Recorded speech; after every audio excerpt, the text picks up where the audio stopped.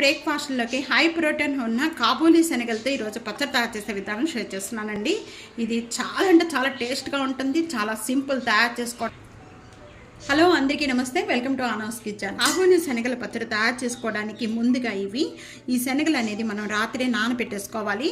ఇక్కడ ఒక గుప్పుడు పల్లీలు, వేరుశనగపప్పు ఇవి కూడా వాటర్లో నానబెట్టేసుకొని ఈ విధంగా పెట్టుకోవాలి. ఇప్పుడు పచ్చడి తయారు చేసుకునే విధానం చూద్దాం. ఈ పచ్చడి అన్ని బ్రేక్ఫాస్ట్లోకి చాలా అంటే చాలా బాగుంటుందండి, తప్పకుండా ట్రై చేయండి. ఈ పచ్చడి తయారు చేసుకోవడానికి ముందుగా మిక్సీ జార్లో ఇక్కడ వెండి కొబ్బరి అండి, ఇంత కొబ్బరి తీసుకున్నాను. ఈ కొబ్బరి చిన్న చిన్న ముక్కలుగా తయారు చేసేసి ఈ విధంగా వేసేసుకోవాలి మిక్సీ జార్లో. ఒక రెమ్మ కరివేపాకు, కొద్దిగా చింతపండు, చిన్న ఉసిరికాయంతో చింతపండు, 2 వెల్లుల్లిపాయ రెబ్బలు, కొద్దిగా కొత్తిమీర, అంటే 4 నేను ఎండుమిర్చి తీసుకున్నానండి. మీరు కారం ఎంత తీసుకుంటారో దాన్ని పెట్టి కూడా వేసుకోవచ్చు. కొద్దిగా జీడిపప్పు నేను ఇక్కడ చిన్న చిన్న పీసెస్ ఉన్నవండి, అవి వేస్తున్నాను. అదే కనుక మామూలుగా పెద్ద అయితే కనుక ఒక 2 లేక 3 జీడిపప్పులు తీసుకోండి. ఇక్కడ ఆనియన్లు ఒక హాఫ్ అండి, నేను ఈ విధంగా పెద్ద పెద్ద పీసెస్గా కట్ చేసి వేస్తున్నాను. ఒక స్పూన్ ఇక్కడ నేను సాల్ట్ యాడ్ చేస్తున్నాను. ముందుగా ఇవన్నీ కూడా మిక్సీ జార్ పట్టుకోవాలి, ఈ విధంగా పట్టుకోవాలండి.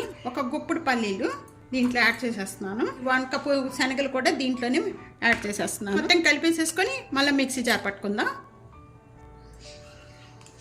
ఈ విధంగా పట్టుకున్న చట్నీ అంతా కూడా మళ్ళీ ఇదంతా కూడా ఒకసారి బాగా కలిపేసేసుకొని దీంట్లో కొద్దిగా వాటర్ యాడ్ చేసేసుకోవాలి. ఇంక మళ్ళీ మెత్తగా చేసుకుందాం.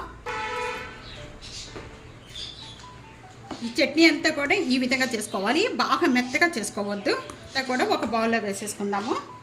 చాలా టేస్ట్గా ఉంటుంది. తాలింపు పెట్టుకోకపోయినా కూడా ఈ పచ్చడి చాలా టేస్ట్గా ఉంటుంది. ఇది అన్ని బ్రేక్ఫాస్ట్లో కూడా చాలా టేస్ట్గా ఉంటుందండి. ఇక్కడ ఈ మిక్సీ జార్లోనే కొద్దిగా వాటర్ యాడ్ చేసేసుకొని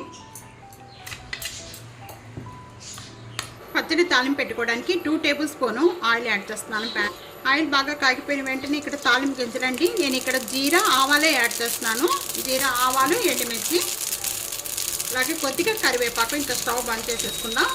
ఇంకేమి యాడ్ చేయని అవసరం లేదండి.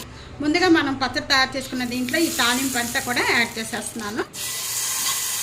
సార్ బాగా కలిపేసుకుందాము. ఈ విధంగా తప్పకుండా ట్రై చేసి మీకు ఎలా ఉందనేది నాకు కామెంట్స్లో తెలియచేయండి.